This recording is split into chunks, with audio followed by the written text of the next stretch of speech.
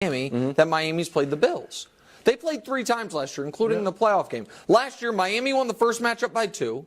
Buffalo won the second matchup by 3. And then in the playoff game, with Skylar Thompson playing quarterback, Buffalo won by 3 in, I think it was 37-34. A high-scoring game where Miami's offense, since Mike McDaniel's gotten there, moves the ball in this Buffalo defense. So even in that, listen, the Bills dominated that first matchup on the scoreboard, and I'm not trying to act like Miami outplayed them, but for a 48-20 game, the yardage was 414 to 393. Miami but you know why that is a lot. What? I mean, when you're down. No, but it wasn't that. But it was Miami was. But I understand, but that's not the. Sometimes that happens. That wasn't the context of that game. Miami was moving the ball in the first half and scored multiple touchdowns. What happened in that game was 2 key turnovers. They gave the Bills short fields. On yards per play basis, the Bills were 7.4, Miami was 6.8. The point I'm making is this is not one of those divisional matchups that one team just dominates the other one. And so I think that I understand last year is last year, but it's a lot of the same players, same coaches, same personnel. And so, no, I do. And to me, Buffalo, they have the good fortune of when they are discussed, we talk about so much more than we do with other teams, their A-plus performances. And to me, they've had 2 this year. One was against Miami and the game against Dallas. About once every 2 months, the Bills look like the team that the media pretends they are every week. And so I do not think in a game that is wildly important for Miami, and by the way, if I'm wrong and Pittsburgh loses on Saturday, then the game is equally as important for both teams. Both teams are in the playoffs, and both teams get the 2 seed without it and drop to the 6 or 7. I mean, they might lose anyway, but they could lose. I think they better. Josh Allen against Mike McDaniel's Dolphins, 4 games, including the playoffs. He's out here cooking, though. Almost 400 yards, 14 touchdowns, 2 interceptions. I feel like, you know, what does Coach Mangini say? He's a make-it-happen quarterback, make it happen for you or the other team. But he's making it happen for the Bills if he's only throwing the ball to the Dolphins 2 times. In the playoff game, though, 3 fumbles. Hold on, but what that doesn't include is in the playoff game, 3 fumbles, 2 fumbles lost. I just think people are misremembering how well every time Mike McDaniel's gone up against Sean McDermott's defense, how well his teams move the football. And so I just don't think that in a game in Miami, in good conditions, that the Bills' defense is going to all of a sudden shut this team down. You are right that they played them tough. I was shocked at what happened earlier in the season. Like, I thought Miami was right there with them. All right, so we'll talk about Miami's defense. No Jalen Waddle. Maybe he makes a surprise recovery, but we're not expecting it. All eyes on Tyreek for this matchup. Here's McDermott on the dynamic wide receiver. Take a listen. Yeah, he's unique. I mean, in my 20-some years in the NFL, there's no one else like him that I've seen in terms of what he can do on the field, what he's been able to do this year. And so the utmost respect for his game.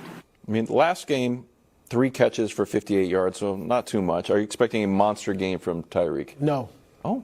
And I agree with what McDermott said for the most part. I'd have to go back to 20 years and see who was in.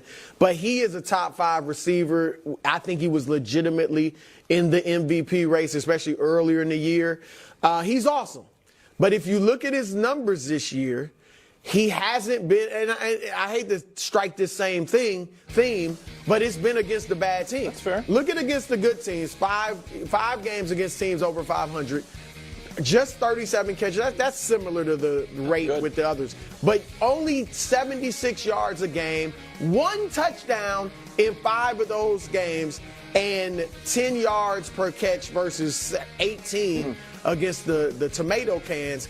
And in none of those games did he have 100 yards. He only had, as you see, 1 touchdown. That was against Philadelphia.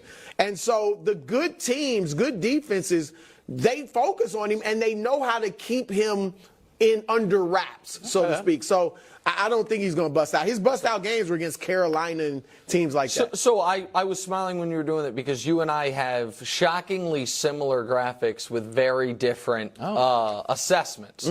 Because I have Tyreek in wins and losses. And in wins, he dominates. And you know when the Dolphins don't win? When Tyreek doesn't dominate. Now, those aren't the exact same games as you're talking about because obviously they beat Dallas. But the key to beating the Dolphins is keep Tyreek Hill under wraps. And I listened to Josh Allen. These are playoff games. And I've seen Tyreek Hill against the Bills in the playoffs, and he cooks them. Tyreek Hill in his first playoff game against the Bills, 9 for 172. Tyreek Hill in his second playoff game against the Bills, 11 for 150 and a touchdown. And Tyreek Hill last year with Skylar Thompson throwing him the ball, 7 for 70. No touchdown, which is not much, but again, that was a different spot. And so I think that the key to stopping Miami is less about they can't beat teams with winning records, and it's more about what makes Miami Miami, and the reason that I was so, staunchly a Tyreek Hill versus Tua supporter in the MVP discussion when they were both in it was, I think if you slow down Tyreek Hill, you slow down Miami. I think it is simple as that. Mm-hmm. What makes them a special team is and when Bruce said, and I don't want to, correct me if I'm wrong, when you said he's top 5 receiver, you weren't talking about right now. You were talking about all time, a top 5 receiver. What makes them special is the only, maybe along with Ramsey, but the only surefire first ballot, no doubt Hall of Famer they have on their team who's still in the prime of his career. I don't think Russell Douglas, shout out to him, AFC Defensive Player of the Week, is going to have the same success against him. I think that not having Tre'Davious White, I know they haven't had him for most of the year. I don't trust these Bills corners to be able to slow down Tyreek Hill in good conditions in a game Miami's got to have. Great game. I think Tyreek Hill's going to have a great game, and it's why I think Miami's going to win. Okay. 2-seeded Cowboys. Are they going to the Super Bowl? And if they lose to the 2-seed, they actually brought it up, Super Bowl? Wow. Well, Micah specifically. It's next on FS1, the Fox Sports Channel, Sirius XM.